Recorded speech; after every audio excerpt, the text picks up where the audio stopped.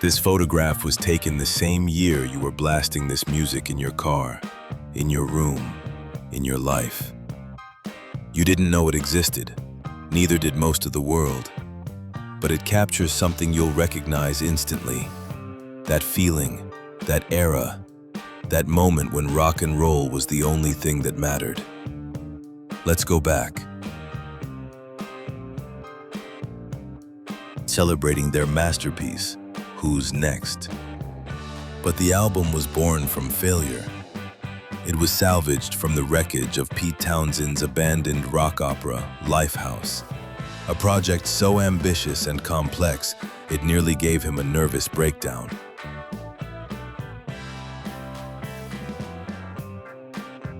Cream on stage in 1967, the year they redefined rock with Disraeli gears. While musically telepathic, they were personally explosive. Jack Bruce and Ginger Baker's legendary infighting meant Clapton wasn't just the guitar god, he was the referee.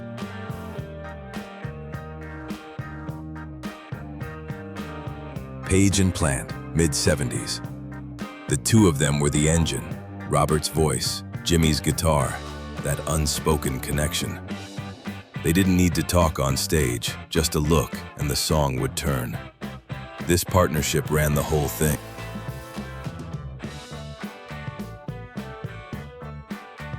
A rare moment of rest for rock's ultimate road warrior. That's a Sony Walkman in Bob Seger's hand. He would listen to bootlegs of the previous night's show, constantly critiquing and perfecting one of the greatest live acts in history.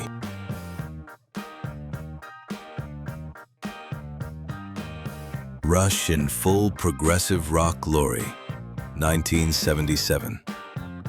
Their record label panicked when they heard the 10-minute epic Xanadu, a song inspired by a classic poem. The band refused to compromise and created one of their most beloved masterpieces.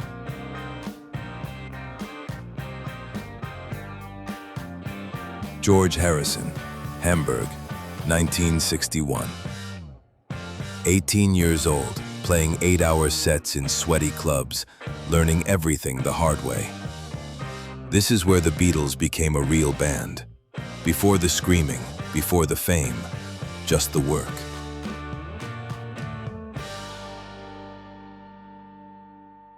Kiss Backstage, 1974.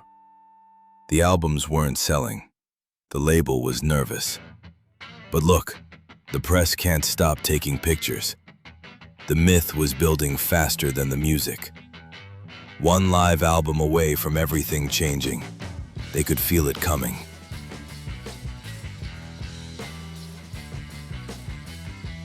Two titans at the peak of their powers. Jimi Hendrix was a passionate amateur filmmaker, and here he captures a rare, candid moment with Janis Joplin backstage in San Francisco. It's a beautiful glimpse of two legends, preserved by one another for history.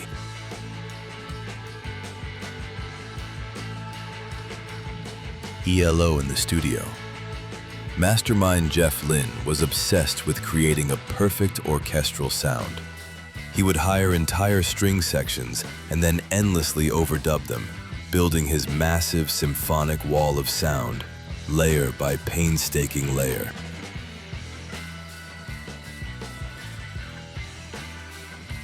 The Stones in their full psychedelic phase. This photo was for the famously strange Satanic Majesties album. The 3D cover was so expensive and difficult to create, it became a major distraction from the actual music, which was recorded amidst total disorder.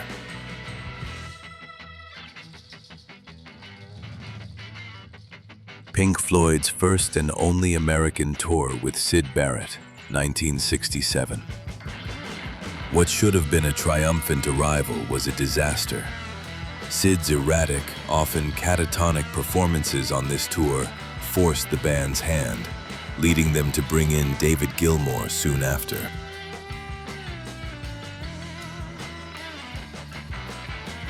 The heart of Queen, captured in a single moment. Freddie Mercury's unmatched showmanship paired with Brian May's majestic guitar sound. This was the powerful dynamic that took them from rock clubs to global stadium domination in the mid-70s.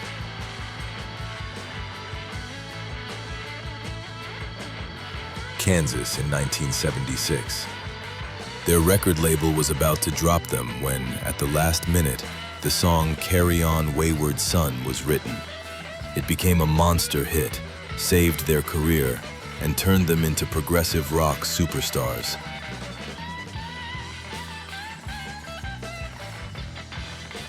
The Grateful Dead in 1974, the year of the Wall of Sound. This colossal, custom-built PA system was the peak of audio perfection, but it was so expensive to tour with that it nearly bankrupted the band and forced them into retirement.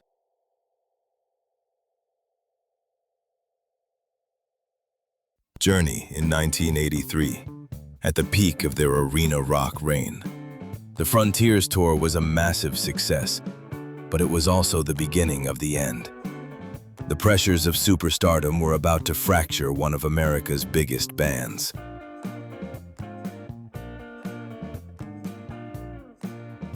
A raw, hungry Iron Maiden in 1980.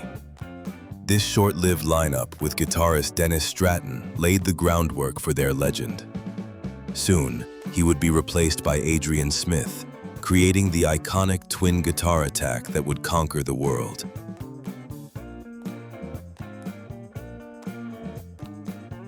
Thin Lizzy's legendary frontman, Phil Lynott. More than just a rock star, he was a published poet. His 2 books of poetry reveal the romantic, storytelling soul that he would pour into classic Lizzy anthems like "The Boys Are Back in Town."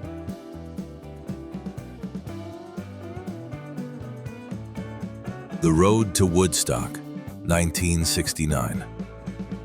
They planned for 50,000. 500,000 showed up. Cars abandoned everywhere, highways turned into parking lots. The promoters gave up and made it free. What was supposed to be a concert became something else entirely.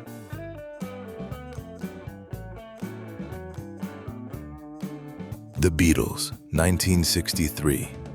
In the eye of the hurricane. At the height of Beatlemania in Britain, this was their reality. Trapped in service elevators to escape the mobs. The biggest band in the world, literally hiding in a box between shows.